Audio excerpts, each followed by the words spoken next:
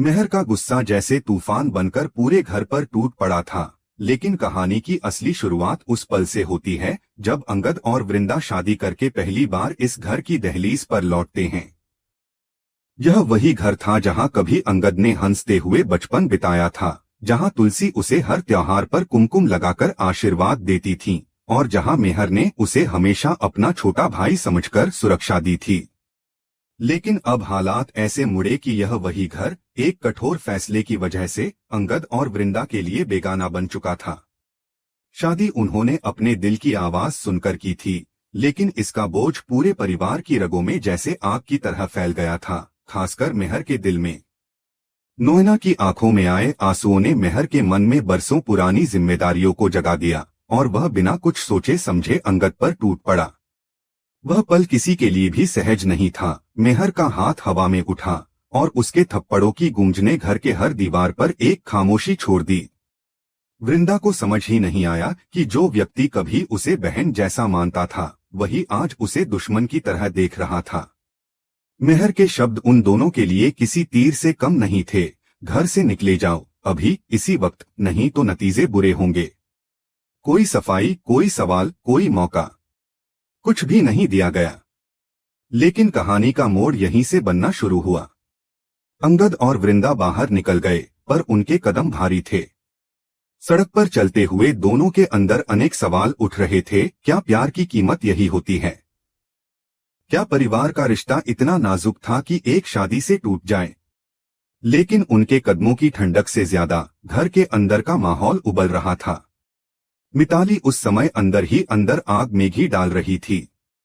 वह सामने से साफ साफ बोल चुकी थी कि यह शादी उसके लिए अपमान है और वह इसे कभी मंजूर नहीं करेगी। उसकी सोच में अधिकार, प्रतिष्ठा और अपने सपनों का अहंकार मिलकर एक ऐसा रूप ले चुका था जिसमें उसे बस अपनी जिद दिखाई दे रही थी। नोएना, जो पहले ही अंगद से शादी का सपना देख चुकी थी, खुद टूट चुकी थी।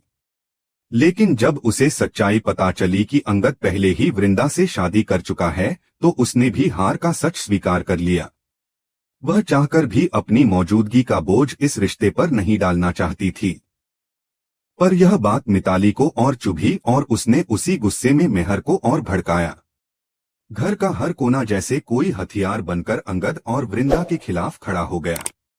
यही वह पल था जब मेहर ने एक बार फिर गरजकर दोनों को घर में दाखिल होने से रोक दिया। लेकिन जिस पल मेहर ने यह कहा कि अगर उन्होंने दोबारा इस घर में कदम रखा तो इसके नतीजे बुरे होंगे, उस पल तुलसी, जो अब तक शांत थीं, खुद को रोक नहीं पाईं। तुलसी हमेशा से मानती थीं कि घर परिवार की वजह से चलता है, जिद और गुस्से की वजह से नहीं। उनके भीतर जो मां थी, वह यह नहीं देख पा रही थी कि उसका परिवार बिखर रहा है।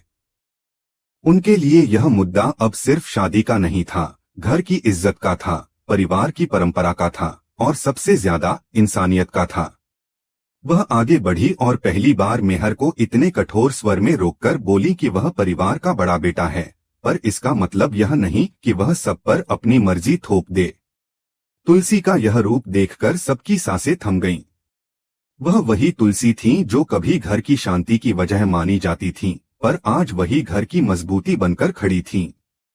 उन्होंने स्पष्ट कहा कि शादी हो चुकी है और चाहे किसी को पसंद आए या ना आए, अंगद और वृंदा अब इस परिवार का हिस्सा हैं।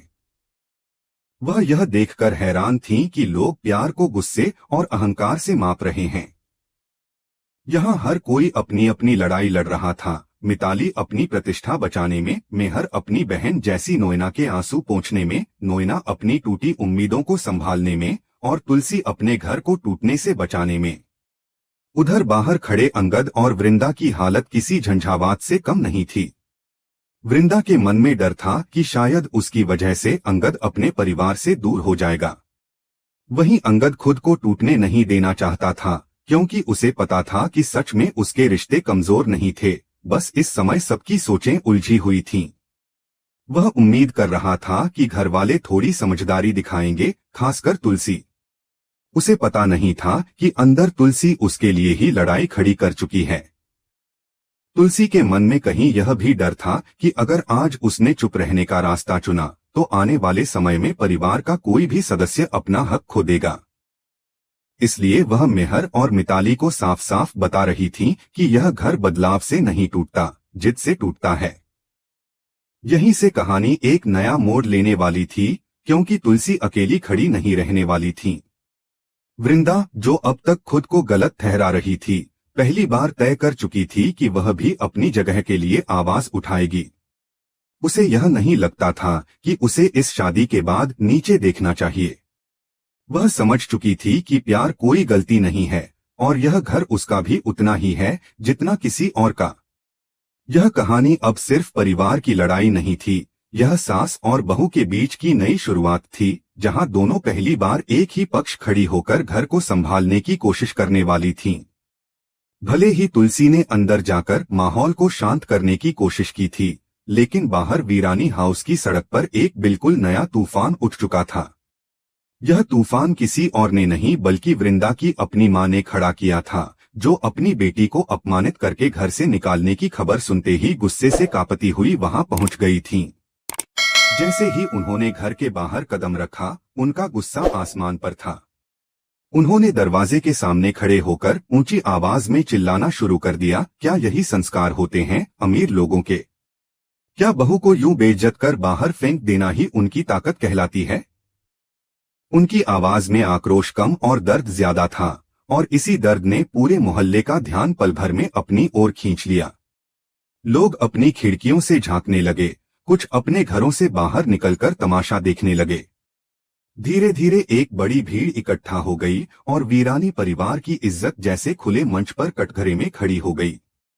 हर किसी की आंखों में एक ही सवाल था, क्या सच में वृंदा को उसके ससुराल से निकाल दिया गया? क्या पैसे वालों के घरों में रिश्तों की कद्र सिर्फ नाम के लिए रह गई है? इन सवालों से ज्यादा चुभने वाला वह शोर था जो इज्जत को मसलकर रख देता है। अंदर खड़ा मेहर जब यह सब देख रहा था, तो उसका गुस्सा एक नई दिशा पकड़ चुका था। उसके लिए यह नजारा परिवार की प्रतिष्ठा पर चोट जैसा था, और इस चोट का निशाना वह तुलसी को बना रहा था। उसे लग रहा था कि अगर तुलसी ने पहले ही सख्ती दिखाई होती, अगर उसने शादी को रोक दिया होता, अगर उसने अंगद और वृंदा को वापस आने से मना कर दिया होता, तो आज यह तमाशा नहीं होता। मेहर ने कड़क आवाज में कहा कि यह सब तुलसी की वजह से हो रहा है, परिवार की बदनामी उसी की नरमी का नतीजा है। लेकिन क्या हर गलती की जिम्मेदारी हमेशा मां पर ही डाल दी जानी चाहिए? क्या एक बेटे के फैसले, उसके गुस्से और उसके कठोर शब्दों का कोई मतलब नहीं? क्या वह सिर्फ इसलिए बेदाग हो जाता है क्योंकि वह पुरुष है? यह सवाल तुलसी के भीतर वर्षों से दबे हुए दर्द की तरह उभर आया, और इस बार उसकी चुप्पी टूटने ही वाली थी। वह अब और किसी के ताने, क्रोध या आरोपों की दीवार नहीं बनने वाली थी। और खास बात यह कि इस बार वह अकेली खड़ी नहीं थी। वृंदा, जो अब तक सम्मान और शांति के नाम पर चुप रहती आई थी, अचानक आगे बढ़ी। वह सीधे मेहर के सामने जा खड़ी हुई और बोली कि उसे यह बताने का पूरा हक है कि अपनी पत्नी की बेइज्जती करने का उसे अधिकार किसने दिया।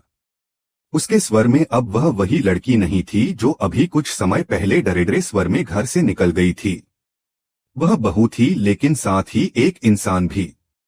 पहले उसने हाथ जोड़कर विनम्रता से कहा कि अगर उससे कोई गलती हुई हो तो वह माफी चाहती है, लेकिन अगर मेहर सिर्फ इसलिए उस पर चिल्ला रहा है क्योंकि वह नई बहू है, तो वह अब चुप नहीं रहेगी। वह साफ कहती है कि अगर तुलसी के साथ किसी ने भी बदतमीजी की तो वह उसी लहजे में जवाब देगी।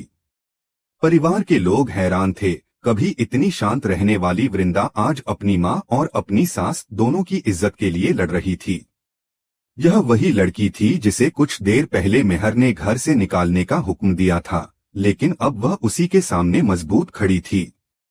इसी बीच अंगद अंदर से बाहर आने ही वाला था, लेकिन बाहर हो रहे हंगामे ने उसे भीतर तक हिला दिया। वृंदा की मां का रोना, भीड़ की फुसफुसाहट, मेहर का लगातार गुस्सा और तुलसी की टूटती चुप्पी, इन सब ने अंगद को इतना डरा दिया कि उसने अचानक फैसला किया कि वह इस घर को छोड़ देगा।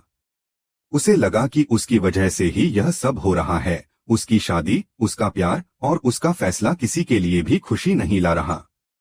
वह चाहता था कि अगर उसकी मौजूदगी परिवार को बांट रही है, तो शायद उसका हट जाना ही सबके लिए बेहतर होगा। लेकिन जैसे ही अंगद ने घर छोड़ने की बात कही, वृंदा उसके सामने खड़ी हो गई। उसकी आंखों में डर था, पर उससे भी ज्यादा एक दृढ़ विश्वास। उसने कहा कि घर छोड़कर जाना समाधान नहीं, बल्कि एक और गलती होगी। उसने अंगद से कहा कि अगर वह चला गया तो इसका मतलब यह होगा कि वह हर उस आवाज के आगे झुक गया जो प्यार को बदनामी कहकर तौलती है। उसने साफ कर दिया कि अगर लड़ना पड़ेगा तो दोनों साथ लड़ेंगे, भागना नहीं। तुलसी यह सब देख रही थी, उनका दिल टूट भी रहा था और मजबूत भी हो रहा था। वह समझ रही थी कि आज उनका बेटा और बहू दोनों ऐसे मोड़ पर खड़े हैं जहां थोड़ी भी गलती उन्हें हमेशा के लिए अलग कर सकती है। उन्हें यह भी महसूस हो रहा था कि वृंदा अब सिर्फ बहू नहीं रही, वह लड़की बन गई है जो सच के लिए खड़ी हो सकती है। अब सवाल यह था कि क्या तुलसी ही वह दीवार बनेगी जो परिवार को टूटने से बचाएगी और अंगद वृंदा को उनका हक दिलाएगी, या फिर वृंदा ही अपनी लड़ाई खुद लड़ेगी और इस घर में एक नया माहौल, नई सोच और नए बदलाव लाएगी। मोहल्ले की भीड़ धीरे धीरे हट रही थी, शोर कम हो रहा था, पर असली जंग तो अब घर के अंदर शुरू होने वाली थी। दोस्तों, आपकी क्या राय है? क्या तुलसी और वृंदा मिलकर इस अन्याय के खिलाफ खड़ी होंगी या यह लड़ाई दोनों को और मुश्किलों में डाल देगी?